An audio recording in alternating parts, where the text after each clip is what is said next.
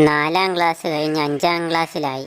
കഴിഞ്ഞ വർഷം അസംബ്ലിയിൽ 3ാമത് നിന്ന ഞാനിപ്പോൾ 1ാമതായി. ഒരു ഇഞ്ച് പൊക്കം പോലും വെച്ചിട്ടില്ല. വീണ്ടും മുണ്ടനെന്നുള്ള ഇരട്ടപ്പേര് കൂടപ്പറപ്പായി തന്നെ തുടരും.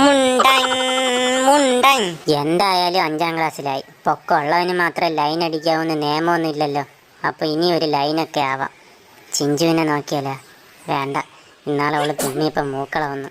എനിക്കത് ഇഷ്ടമല്ല. ദാമ്പത്യത്തിൽ അത് വലിയ പ്രശ്നം ഉണ്ടാക്കും. മിന്നുവിനെ തന്നെ നോക്കാം. അവൾക്കാകുമ്പോൾ ഇത്തിരി പൊക്കം ഉണ്ടെങ്കിലും കോണിപ്പടി വെച്ചായാലും അഡ്ജസ്റ്റ് ചെയ്യാം. Good morning teacher. തണുപ്പടിച്ച വാദം കാരണം ഈ തള്ള മാത്സ് ടീച്ചറിന് ഇതെന്തു പറ്റി?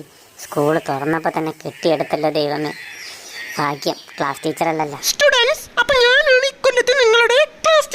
ഓക്കെ, അപ്പം അതിനൊരു തീരുമാനമായി. ഇന്നും കഞ്ഞിപ്പരയിൽ പുകയുണ്ട്. അപ്പം വൈകിട്ട് വരെ തന്നെ ക്ലാസ്.